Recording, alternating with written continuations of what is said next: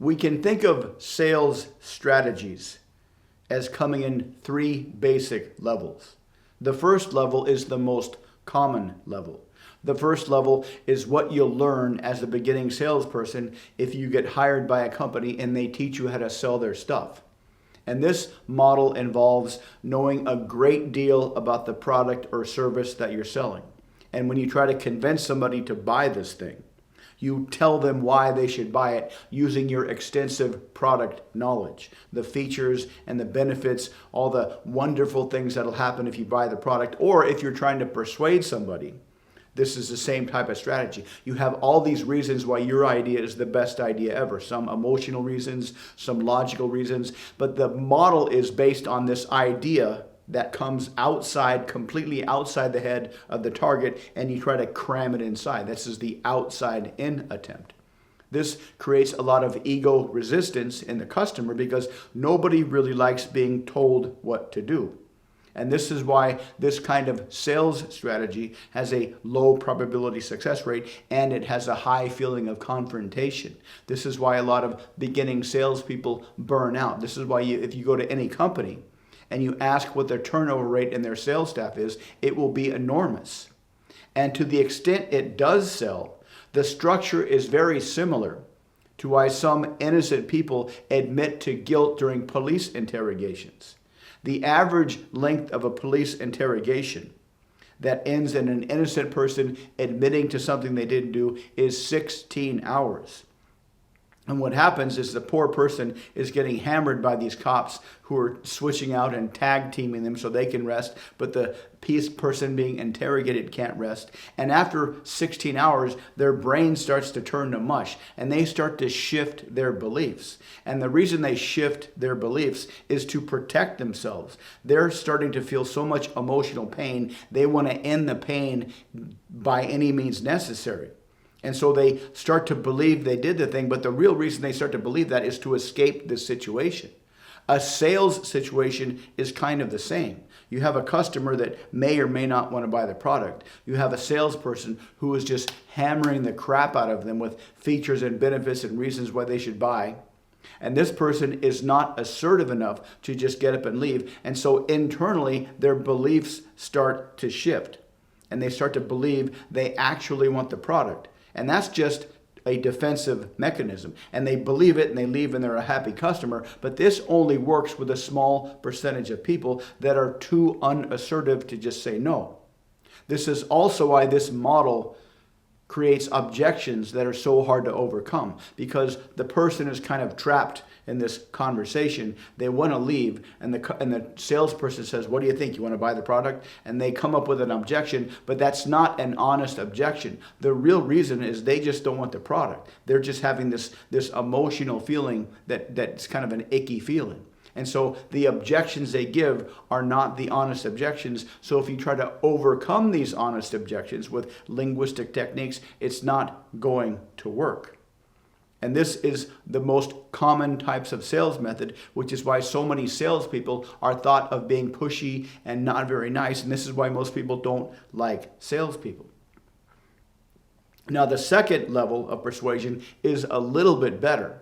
This is where you ask the person what they want first before you tell them about the features and the benefits. And the idea is that you ask them what they want and ask them what they want beyond that. This is the first level and higher level criteria. And then you describe the product in terms of what they want. And this is better in that it at least respects what's inside the brain of the customer. But it's still kind of pushy because you're still telling them why they should buy.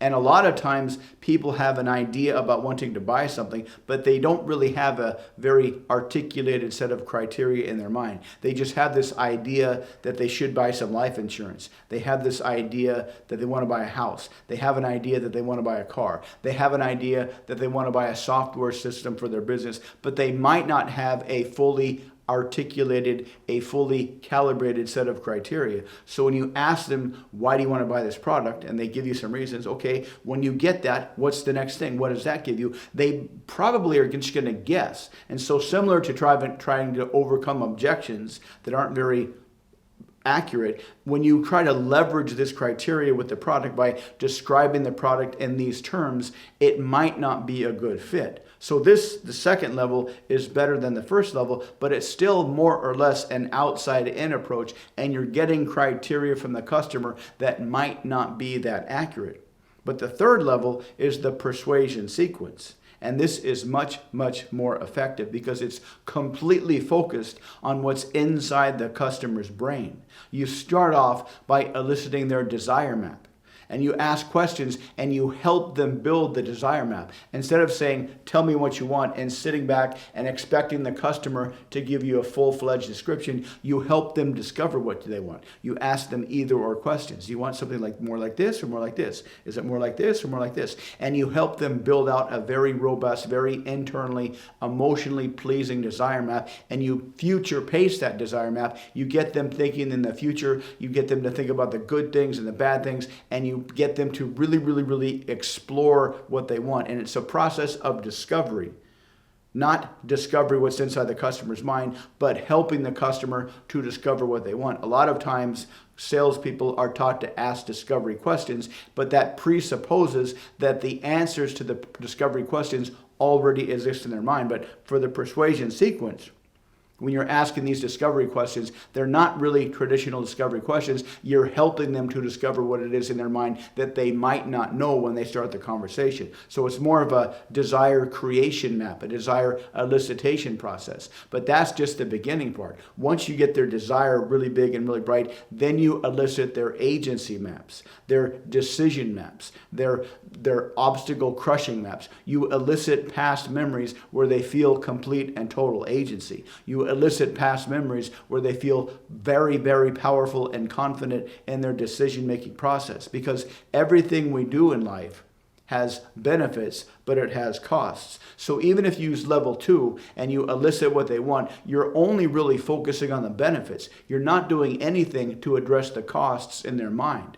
But when you use the persuasion sequence and you build out their decision maps, you elicit past memories of strong decisions they've made so they feel confident in their decision-making process in the moment when they're thinking about the product. When you elicit their past agency states, when you elicit past ego states where they felt fantastic, where they felt like a very valued member of their community, when they're feeling really, really good about moving forward, this puts them in a very, very strong decision-making mood. And when you put them in a very strong decision-making mood, combined with a very, very expanded, a carefully expanded, a respectfully expanded desire map, they will be frothing out the mouth to make a decision. This is why the persuasion sequence will get you 50% or more closing rates with warm customers. But there's actually a much deeper level than the persuasion sequence to attach deeper level criteria that pre-exist in their brain because of evolutionary psychology by leveraging their product with their deep identity. And this is based on the idea that we will only do things that are familiar. We will only do things that are congruent with who we are. We will only do things that are congruent with our identity. And the deeper level is to elicit their identity, elicit their deep evolutionary programmed identity, and then connect the identity of who they are with that same identity of somebody who uses this product. And this goes way beyond criteria. This takes the persuasion sequence and takes it to another level of absolute powerful persuasion and almost 100% closing success with your warm customers.